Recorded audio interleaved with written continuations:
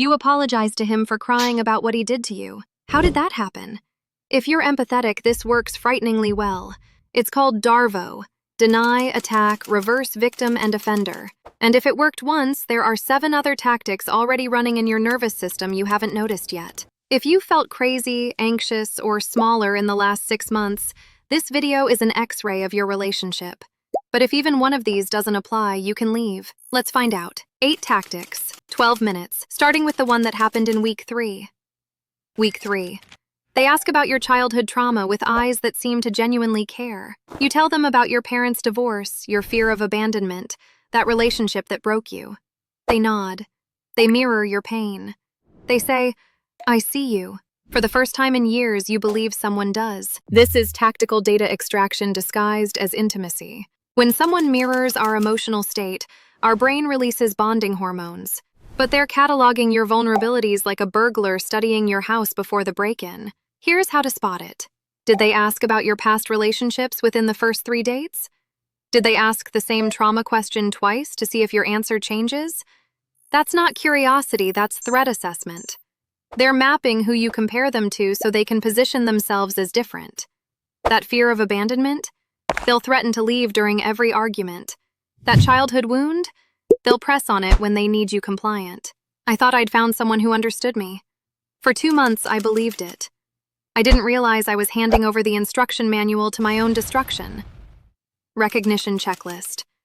They ask deep trauma questions within first 3 dates.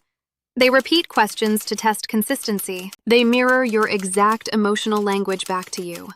Quick note, this isn't a diagnosis, just a pattern checklist. If you're unsafe, prioritize support and professional help. Month 3. You confront them about forgetting your birthday. They look confused. "I texted you." You check your phone, no text. "You must have deleted it accidentally," they say calmly. "You've been stressed lately. Are you sleeping enough?" Suddenly, you're questioning your memory instead of their behavior. This is reality distortion. They're not just lying, they're making you doubt what you know you saw. Repeated contradiction of your memory changes how certain you feel about your own perceptions. The mechanism: they target small things first. A forgotten text, a conversation you misremembered, nothing big enough to leave over. But 6 months later, when something major happens, you won't trust yourself enough to act. Your internal alarm system has been disconnected, wire by wire. Pin this moment because what I'm about to show you in Section 6 will reveal why this reality warping creates what therapists call the invisible cage. Recognition checklist. They deny the text conversation exists. They diagnose your memory. You're stressed. They offer reasonable explanations that make you the problem. Now it accelerates, because by month 4, your body is already trained. Monday, they're attentive, flowers, compliments, hourly I love you texts. Tuesday, radio silence. You panic. Wednesday, they're cold. Thursday, nothing. Friday night, they show up with your favorite meal acting like nothing happened. You're so relieved, you forget you spent 4 days in agony. This is the slot machine effect. Research on unpredictable rewards shows they create stronger behavioral patterns than consistent ones. When you can't predict if you'll get love or coldness, your brain gets stuck in a dopamine-seeking loop. You become addicted to the relief when they're nice, not the relationship itself. The cruel part: they're not moody. They're conditioning you. Every cycle of withdrawal and return strengthens your dependency.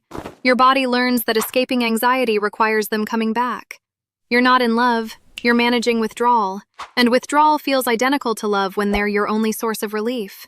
Here's what's coming. If they can addict you to relief, control your reality, and know your vulnerabilities, the next tactic shows what happens when they combine all 3.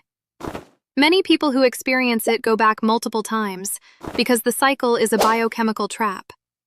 Month 5 is where your nervous system gets hijacked. Recognition checklist. Love bomb Monday. Silence, Tuesday to Thursday. Reset, Friday like nothing happened. Month 5.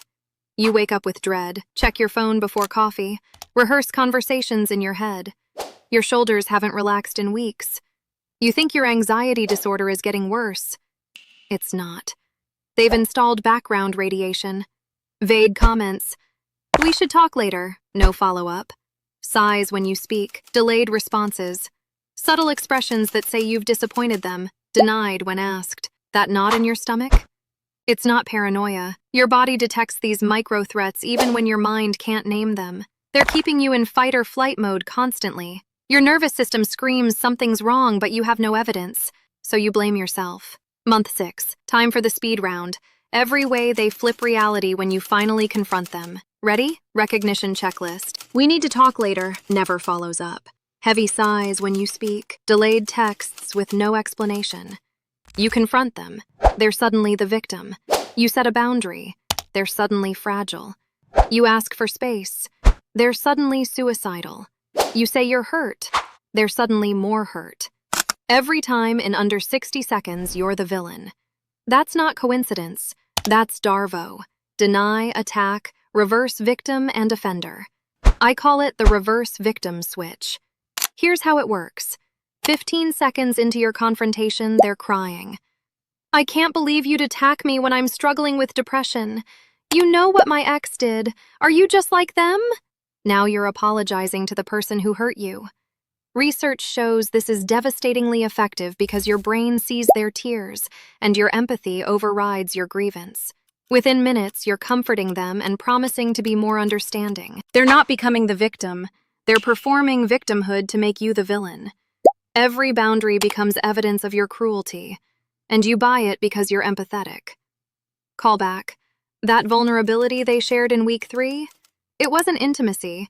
It was a shield they'd deploy later to deflect accountability.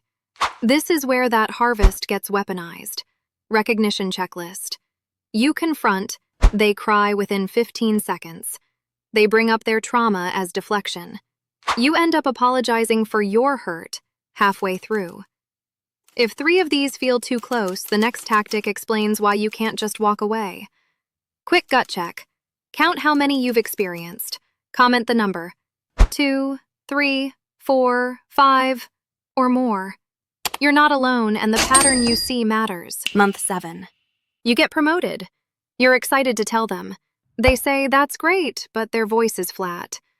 Over dinner, they mention how their colleague got overlooked, how unfair the world is, how success changes people. By dessert, you're downplaying your achievement. 3 weeks later, you've stopped sharing wins. You've stopped trying for wins.